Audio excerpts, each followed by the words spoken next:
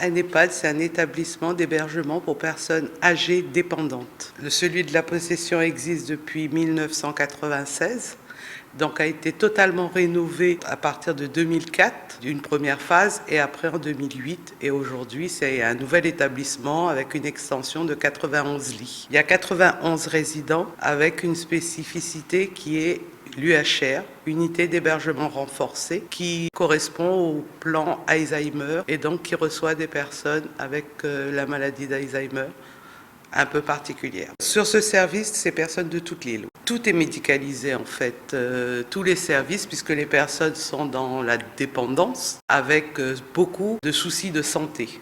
Donc la partie médicale fait partie intégrante de la prise en charge et de l'accompagnement. Logiquement, c'est à partir de 60 ans.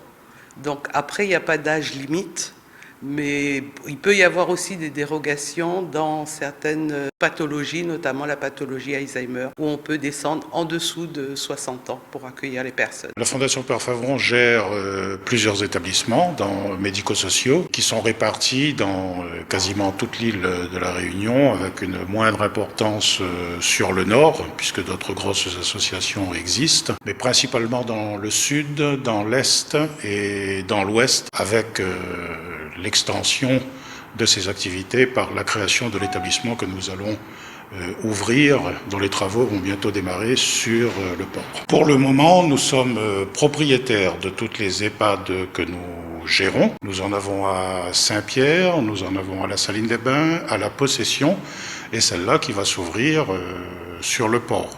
Alors là, nous, bien sûr, c'est nous qui concevons les établissements et c'est nous qui les gérons. C'est la dernière ligne droite, mais il y a un certain nombre de chantiers à venir et puis des chantiers en cours. Pour ce qui concerne l'EHPAD, les travaux de terrassement ont déjà démarré et les travaux pour la réalisation du bâtiment, des abords, ces travaux vont se faire dans la foulée. En tout cas, la livraison de cet établissement, son ouverture est prévue pour fin 2015. Pour un investissement qui fait plus de 11 millions d'euros, c'est le temps qu'il faut pour mener à bien, dans les normes et dans le respect des obligations de la construction, de pouvoir faire ce bâtiment. Ça se situe sur l'avenue de la Commune de Paris, juste à côté du stade Manès. Donc je pense que tous les portois connaissent exactement le terrain qui fait l'objet aujourd'hui de travaux de terrassement pour pouvoir bien le situer. Le terrain fait 5800 m². C'est une superficie importante pour la plus petite commune de l'île, avec la densité de l'urbanisation.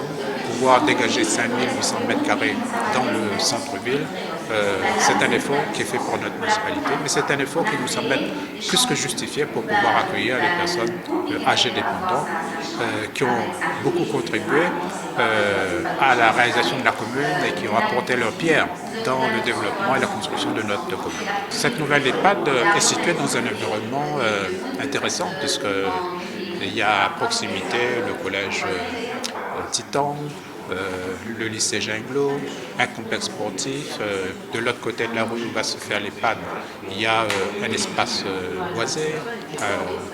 Donc c'est un environnement intéressant et qui pourra accueillir dans de bonnes conditions cette EHPAD et l'accueil des personnes, des visiteurs, des parents qui viendront rendre visite à leurs proches.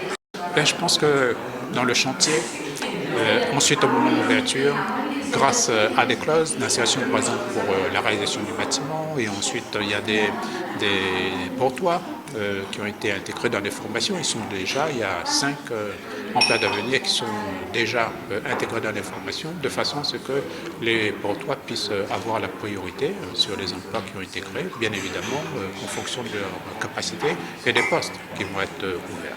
Donc sur ce plan-là, en termes d'insertion, il y a déjà cet aspect-là, mais il y a aussi un aspect qu'il nous faudra développer, c'est l'ouverture de cet établissement dans le quartier avec les liens qui vont pouvoir être créés avec les établissements proches, avec les associations bien sûr, les associations de quartier, les associations de personnes âgées, de façon à ce que cet établissement, qui sera l'unique du genre au port, soit le mieux intégré et que la population de notre commune s'approprie ce bâtiment comme étant un élément de notre patrimoine. Nous avons des craintes aujourd'hui pour les personnes âgées à La Réunion. Pourquoi? Parce que déjà la vie a augmenté, elles touchent peu, elles vivent du minimum vieillesse, la vie est chère et elles vont aussi payer des impôts, les retraités, tous compris. Et puis il y a les économies qui sont demandées aux communes, au Conseil général, à la région et nous au Conseil général sur les personnes âgées. Il y a à apporter encore des moyens financiers parce que c'est notre compétence et nous avons très peur de la nouvelle loi qui arrive sur la dépendance. Les personnes âgées vieillissantes, celles qui peuvent rester chez elles, c'est-à-dire le maintien à domicile, elles gagnent l'APA payée par le Conseil général. Mais cette APA, l'État ne compense pas. Nous payons 110 millions d'euros à peu près, l'État compense 22 millions d'euros, et donc si on nous enlève encore de l'argent, on aura du mal. L'idée que nous avons, nous, en tous les cas moi que je défends, c'est l'idée de défendre les vieux moons à La Réunion. Mais même le vieux moon que nous ça devenir un jour, parce que ça arrive vite. Et on se dit que les lois ne favorisent pas le maintien de la famille. Un bonhomme aujourd'hui ou un madame, s'il veut vivre avec sa maman pour aider, eh ben, il coupe à lui son RSA ou bien il faut impôts, il va comment se payer. Qu'est-ce que ça coûterait de faire en sorte que les gens qui ont des petits salaires, qui ont des minima sociaux, puissent rester accompagner leurs parents sans qu'on leur enlève quoi que ce soit? Qu'est-ce qui coûterait que de faire en sorte que quelqu'un qui vit avec son enfant et en même temps qui l'accompagne, qui l'aide à avoir une fin de vie dans les meilleures conditions, parce que toute la bande a envie d'être sa case tranquillement et partir tout doucement, et de faire en sorte que les gens n'aient point à payer la taxe d'habitation, l'autre enfant ils payent une autre taxe d'habitation. Il y a donc pour nous un vrai enjeu de société à La Réunion pour que les personnes âgées puissent vieillir dans des meilleures conditions, parfois avec d'autres enfants. Combien de madame ils vivent tout seuls, les autres mamans ils vivent tout seuls, le garçon ils vivent tout seul. C'est tout cela le vrai enjeu de demain pour garder la cohésion familiale à La Réunion. J'arrête pas de dire et de répéter à chaque fois que je pars dans un ministère ou à Paris, à l'Assemblée des départements de France, que nous votons plein de dispositifs. Après, les gens, ils s'arrodent papier pour avoir le dispositif.